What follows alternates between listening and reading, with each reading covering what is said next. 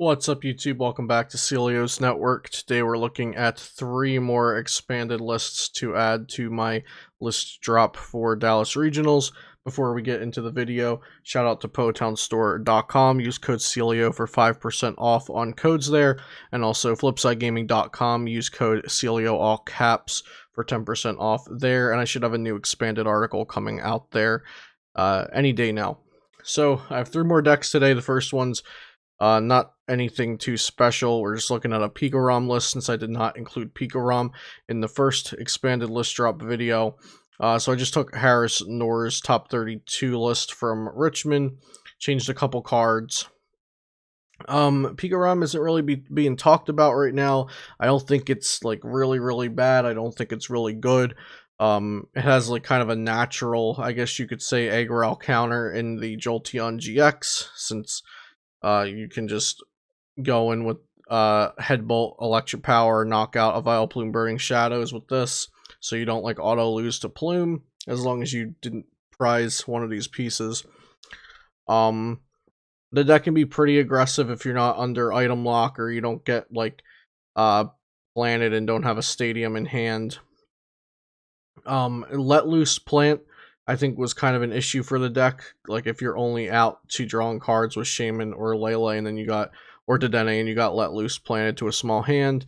The deck also played Let Loose itself, but taking that out and every other deck not having it now, I think Pico-ROM is, if anything, better or neutral at worst without the Let Loose. Without the whole format having Let Loose, I think it's better for Pico-ROM now. But yeah, it's an aggressive deck because of Max Elixirs and expanded as opposed to standard. And you still have the Tapu Koko Prism, so Full Blitz turn 1 happens quite frequently. Tag Bolt turn 2 happens quite frequently. The Silent Lab is kind of nice because you can turn off the opposing bench barriers, so you can get a surprise Tag Bolt off when your opponent isn't ready for it. But like I said, I don't think this is like really on the extreme end of good or bad. Somewhere in the middle. Maybe if you enjoy Pico-ROM, this could be a good expanded deck for you though. And then next we've got Spiritomb.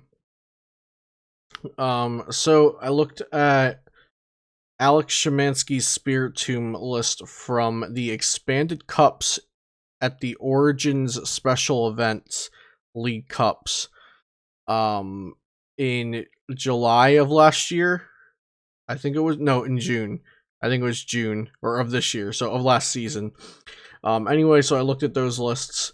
I also looked at Noel Totemocha's list from Richmond, which he got top 32. And of course, there's new cards since then. There are bans since then. Great Catcher is a new card that I've added, and also a couple of Guzmahalas, since Guzmahala has some insane synergy with Spiritomb. It grabs you your Rainbow Energy, your Team Magma Secret Base, and your Hustle Belt. Since we lost Marshadow Let Loose, I put in a second Oranguru Instruct, because having some sort of draw is pretty important on the board. Like if you take a lead and then get ended down to a low hand, you could just lose from there, so I think it's important to have Oranguru on the board. And also I've added Shadowbox Mimikyu. Pokemon GX that have any damage counters on them have no abilities.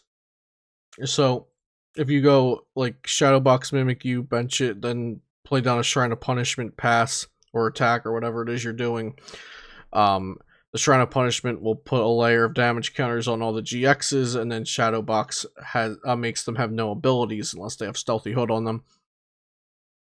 So that's a pretty good interaction, pretty cool. And of course, Team Magma's Secret Base, whenever you put a basic onto your bench, both players put 2 damage counters on that Pokemon. So your Spiritombs, you get 2 damage counters off of that, then a Building Spite, then a Rainbow, and you're up to 4 damage counters, and then Hustle Belt to do more damage. Nothing extra spicy in here other than the Mimikyu, which is new, and then the Great Catcher is new, and the Guzmahala is new. And then the last list we're looking at today to add into the expanded lists. And I'll also put all these in the Google Sheet. I'll just put them all the way at the end of the Google Sheet from the last video. So I have Trevenant Pyroar. Not too sure about this yet. but the last video did not have a Trevenant deck in it. And I think Trevenant Pyroar seems like okay again as the variant of choice. Trevenant Pyroar saw play 2 seasons ago in Toronto. No, it was last season in Toronto. Trevenant Pyroar was played. It was a while ago. But Pyroar was not in the recent successful Trevenant lists, which were Brian Hunter in Richmond and myself in Richmond. I don't think anybody did well with the deck in Portland. So Pyroar, if you don't know, intimidating main, prevent all damage done to this Pokemon by attacks from your opponent's basic Pokemon. So if any Turbo Dark decks are not playing Weavile, then a 2/2 line of Pyroar just wins you that matchup. If they are playing Weavile, then it's kind of hard to win that. But you could always spread damage and then devolve their double Weaviles if they do put 2 down. But by then you have so many things on the board that Pyroar isn't even going to matter because they can just gust around your Pyroars after the Weaviles are gone. But I think Pyroar is pretty good also because versus Eggrow and versus Guardian. Pyroar is good against both of them, but I don't really think it fixes your Dark matchup. I think you just take the L to Dark. And I've been saying this when talking about like Dark being so popular and hyped up right now. Like it's possible to just dodge the best deck or the most popular deck. I played Trevenant without a Dark counter at Richmond. I played 14 rounds and I didn't hit a single Turbo Dark. So it's possible to just miss the most popular deck. Trevenant gained Guzmahala, so search your deck for Stadium, Special Energy, and Tool card. So you can grab one of your specials, your Rescue Scarf, and then either Dimension Valley or Power Plant, whichever's better in the situation. Like the Spiritomb deck, I've also added Shadow Box here. Since you're spreading damage and we're only playing 2 Power Plant, I haven't tried this list out yet, so maybe we just cut the Power Plants all together and make it all Dimension Valley instead. But so the Power Plant is really important versus Zoroark decks, but if you can get the Mimikyu down and spread, and they're not playing Alolan Muck, then the Shadow Box keeps their abilities off, or maybe they just need to Guzma up your Mimikyu and knock it out, but then that's a Trevenant they're not knocking out. I think the Pyroar line's really interesting, and it definitely helps your Eggrow matchup and your Guardian matchup, which are abysmal matchups without the Pyroar. Like, Guardian is like almost probably unwinnable, I'd say, and then Eggrow, at Richmond, I was able to tie versus Ian Robb and also take a game versus Ryan Antonucci and almost win that set. And I got plowed by Mahone.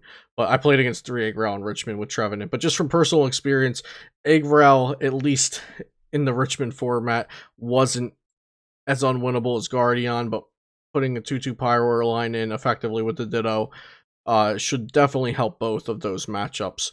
And then Trevenant is good against things that are countering Turbo Dark. So there is a meta where Trevenant could possibly be okay.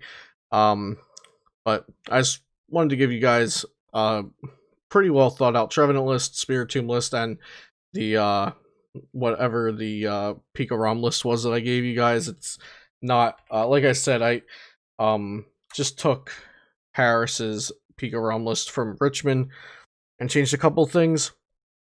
And I'm not really a huge fan of Pika ROM, but maybe I'll test it. It seems like super average right now and expanded. Like, not terrible, not great.